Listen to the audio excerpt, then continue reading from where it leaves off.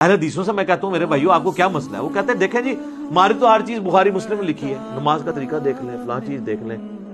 تو ہم کہتے ہیں اچھا تو بخاری مسلم میں جو جو لکھا ہے، ہاں جی اس کی تو تمام متصل الاسناد مرفوع حدیث جو ہیں قطعی الصحت ہیں، اور یہ تو جو بخاری مسلم کو نہیں مانتا وہ تو گمراہ ہے، اہل سنت سے خارج ہے. ہم کہتے ہیں ٹھیک ہے ابھی چیک کر لیتے ہیں، آپ کو بھی ٹیسٹ لگا لیتے ہیں. تو سر صحیح بخاری اور مسلم دونوں میں حدیث موجود ہے، اور بخاری کا اس کا طریق ہے 2812.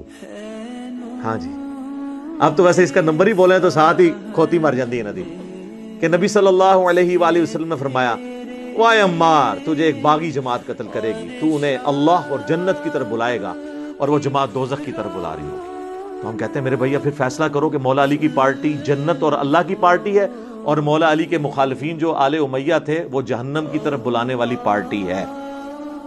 جہنمی نہیں میں کہتا، جہنم کی طرف بلانے والی. ساتھ ہی وہ بخاری مسلم کا بخار محبت ختم. یہ حدیثیں نہیں بیان کرنی چاہیے. ہم کہتے ہیں سر مسلم کا آپ مقدمہ پڑھیں، صحیح مسلم کے مقدمے میں لکھا ہے، امام مسلم میں نے خود لکھا ہے کہ میں تو عوام الناس کے لیے حدیثیں لکھ رہا ہوں. تم کہہ رہے ہو ہمیں بیان نہیں کریں گے، تو چلے مسلم کی آپ کو حدیث بیان کر دیتے ہیں، کریں جی. مسلم شریف میں 4776 نمبر حدیث ہے کہ عمر بن عاص خانہ کعبے کے سائے میں بیٹھے ہوتے ہیں، عبداللہ بن عمر بن عاص، اور ایک تابعی آ کے ان سے کہتا ہے عبد الرحمن بن عبد رب کعبہ، جب وہ حدیث بیان کرتے ہیں کہ امیر کی اطاعت کرنی ہے، تو کہتے ہیں یہ آپ نے اللہ کے نبی سے خود سنا تھا. ان کا میں کعبے کے سائے میں بیٹھا ہوں، میرے کانوں نے نبی علیہ السلام سے یہ خود سنا تھا کہ اطاعت امیر کرنی ہے، میری آنکھوں نے حضور کو دیکھا، میرے دل نے آپ کی بات یاد رکھی. تو انہوں نے کہا پھر اگر یہی بات ہے تو آپ کے چچا کا لڑکا معاویہ ابن ابی سفیان، چلے ہم تو احترام سے نام لیں گے، رضی اللہ عنہما، جو ہمارے امیر ہیں اس وقت، وہ تو ہمیں حکم دیتے ہیں کہ ہم لوگوں کو ناحق قتل کریں اور لوگوں کا مال حرام طریقے سے ہڑپ کریں. جبکہ سورہ نساء میں آیت نمبر 29 میں اللہ تعالیٰ فرماتا ہے کہ اپنوں کو مت قتل کرو، یعنی ایک دوسرے کو، یعنی ایک دوسرے مسلمان ہی ہوتا ہے نا، اس لیے اس کو کہا کہ اپنوں کو گویا قتل کرنا ہے، ایک دوسرے کو قتل کرنا، اور ایک دوسرے کا مال حرام طریقے سے ہڑپ مت کرو. اب ہمیں بتائیں ہم اللہ کی بات مانیں کہ یا معاویہ کی بات مانیں؟ تو وہ خاموش ہو جاتے ہیں. ان کا تو خیال ہے خاموش ہو کے انہوں نے کہا ہوگا تجھے ایران سے فنڈ آتا ہے، کہیں تو انجینئر کی ویڈیو تو نہیں دیکھتا، تو نے کہیں ڈائریکٹ تو نہیں حدیث پڑھ لی.